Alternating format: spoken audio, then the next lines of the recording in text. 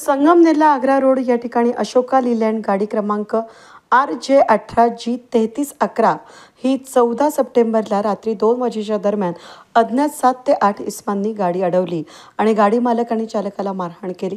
त्यांच्याकडून रोख रक्कम 72,000 रुपये, गाडीची बॅटरी, मोबाईल, म्युझिक सिस्टीम असा 50,000 रुपयांचा मुद्देमाल लुटल्याचं गाडी मालक जितेंद्र बलवंत सिंग यांनी तक्रारीत म्हटलंय। या घटनेची माहिती नाशिक ट्रान्सपोर्ट असोसिएशनला फोनद्वारे संबंधित व्यक्तीने कळवली। घटनास्थळी संगमनेर या ठिकाणी जाऊन संगमनेर शहर पोलीस ठाणे या ठिकाणी गाडी मालकांनी तक्रार नोंदवली।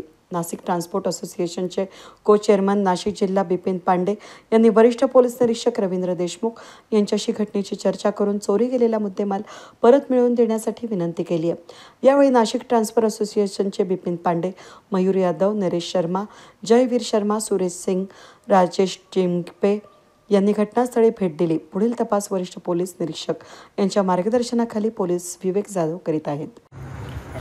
नासिक ट्रांसपोर्ट एसोसिएशन, मैं बिपिन पांडे, को चेयरमैन नासिक।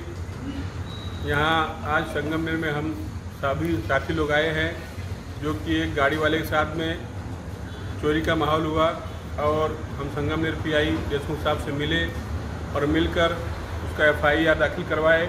उसके बाद उनसे निवेदन किए कि जो भी है कम से कम इतना सहायता कीजिए, उसकी बैटरी का जो भी है आप करवाइए। उन्होंने आश्वासन किया कि हम करके आपको देंगे।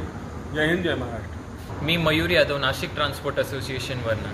काल आमच्याकडे एक संध्याकाळी एक ड्रायव्हर भाऊचा फोन आला, त्याच्यासोबत एक घटना झाली इकडं संगमनेरमध्ये रात्री। आम्ही सगळे नाशिक ट्रान्सपोर्ट असोसिएशनचे कार्यकर्ता नाशिकवरनं आलो। आम्हाला जसंच सकाळी खबर भेटली, आम्ही सकाळी आलो इकडं संगमनेर पोलीस स्टेशनवर।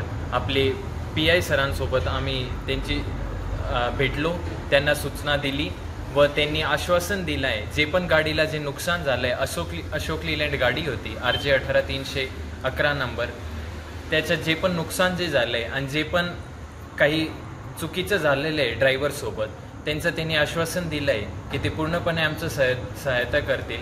वेद न्यूजसाठी प्रतिनिधी चंदन खरे, नाशिक।